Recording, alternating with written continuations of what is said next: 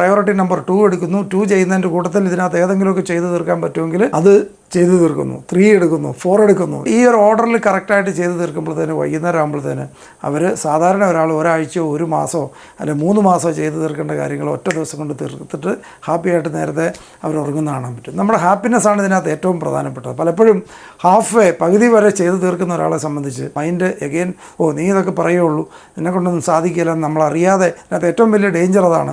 നമ്മളറിയാതെ നമ്മുടെ ഉള്ളിൽ നടക്കുന്ന കുറേ തോട്ട്സ് ഉണ്ട്. നമ്മളിതൊക്കെ പ്ലാൻ ചെയ്യുന്നുണ്ട്, പല കാര്യങ്ങൾ ചെയ്യണമെന്ന് വിചാരിക്കുന്നു, ഒന്നും ഓർഗനൈസ്ഡ് അല്ല, പകുതി കാര്യങ്ങൾ ചെയ്തു, പകുതി കാര്യങ്ങൾ പകുതിയാക്കി വെച്ചിരിക്കുന്നു.